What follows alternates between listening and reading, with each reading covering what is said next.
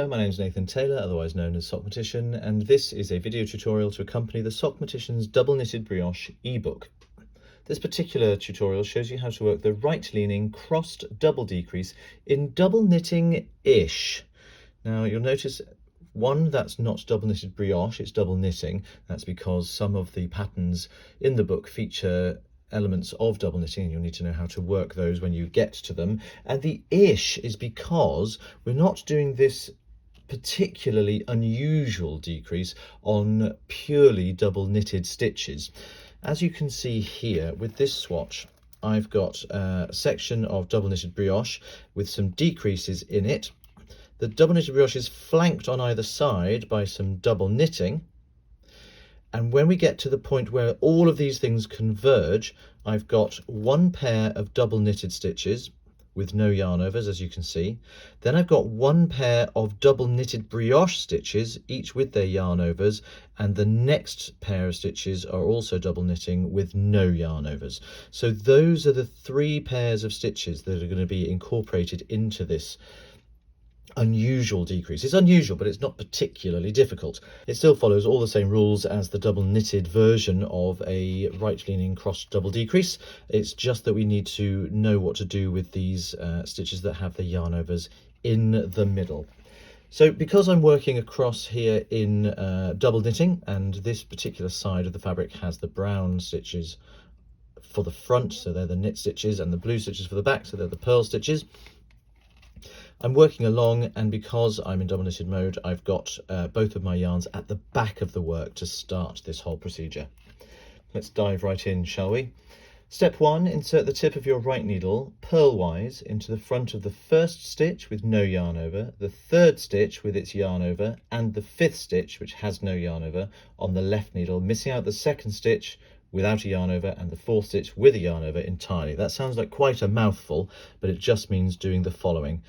Both yarns at the back of the work, of course, sliding the tip of the right needle into the front of the first stitch with no yarn over, the third stitch with a yarn over, and the fifth stitch with no yarn over, leaving out the second and fourth stitches entirely.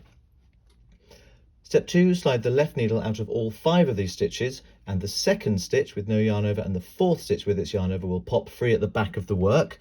Before I do that, I'm going to read step 3 as well, because I want to do these back to back so that everything stays nice and secure. Step 3 is slide the left needle back into the fourth stitch with its yarn over and then the second stitch which has no yarn over. So that looks like this. I'm going to slide the left needle out of all of those 5 stitches, and you can see everything's popped free at the back. The fourth stitch with a yarn over, which I'm going to grab, and the second stitch without a yarn over, which I'm also going to grab. And that's left everything nice and secure. You can see I've got 3 brown stitches, the middle one with the yarn over on the front needle, and 3 blue stitches, the middle one with the brown yarn over on the back needle. Step 4, slip 1 stitch, it has no yarn over, purlwise through the back leg from the right needle to the left. That means taking the left needle tip around behind that stitch and slipping it, coming towards you like that, and slipping it over to the left needle. Step 5, slip a second stitch with its yarn over this time, purlwise through the back leg from the right needle to the left, going in the same direction behind the stitch, coming into both strands together and slipping them over like that. Step 6, slip a third stitch, it has no yarn over, purlwise through the back leg again from the right needle to the left, so that's going in the same direction, just into that single stranded stitch there. Step 7, slip 2 stitches and the yarn over belonging to the second stitch together and purlwise through the back legs from the left needle to the right. So that's bringing the tip of the right needle this time round behind those first 3 strands, the 2 stitches and the yarn over, coming in towards you like that and slipping them across to the right needle. Step 8, slip 1 stitch, which has no yarn over, purlwise through the back leg from the left needle to the right. Again, going behind the stitch, it's just that one single strand there, and slipping it over in that direction. Step 9, slip all 3 stitches and the 1 yarn over, purlwise back from the right needle to the left. So all of those 4 strands there, 3 stitches and 1 yarn over, go over to the left needle.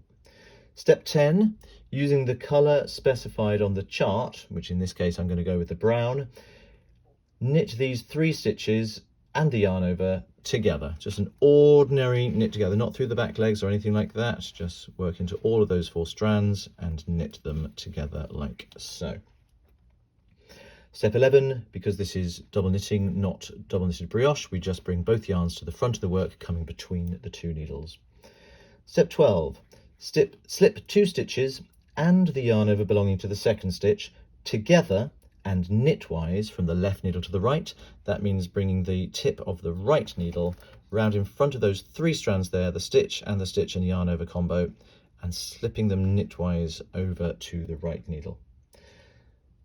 Step 13, slip 1 stitch, it has no yarn over, knitwise again from the left needle to the right, and that's just going into that stitch on its own and slipping it across that way.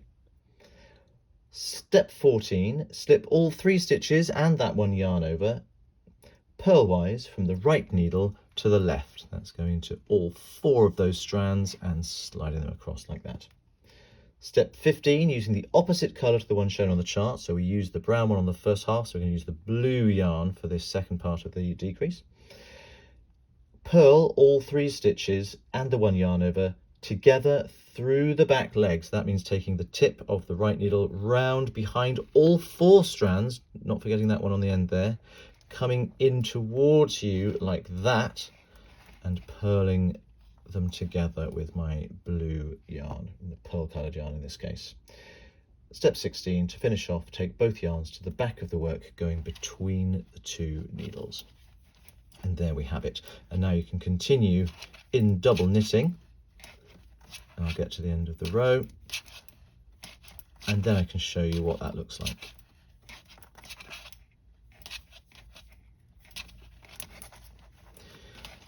Here we are then, that has successfully decreased away all of the stitches with any double knitted brioche yarn overs attached to them, and now we've got pure double knitting across the top of there, across the needle there, and coming here you can see the 2 edge stitches of the double knitted section coming together, crossing over the top of that double knitted brioche stitch there, hiding its yarn over out of the way, and this one looks like it leans over to the right because the leftmost stitch is sitting on the top.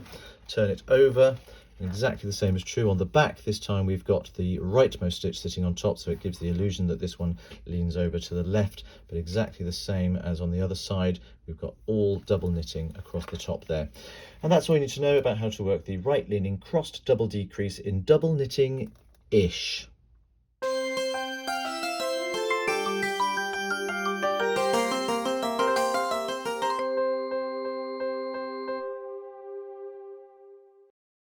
Zip!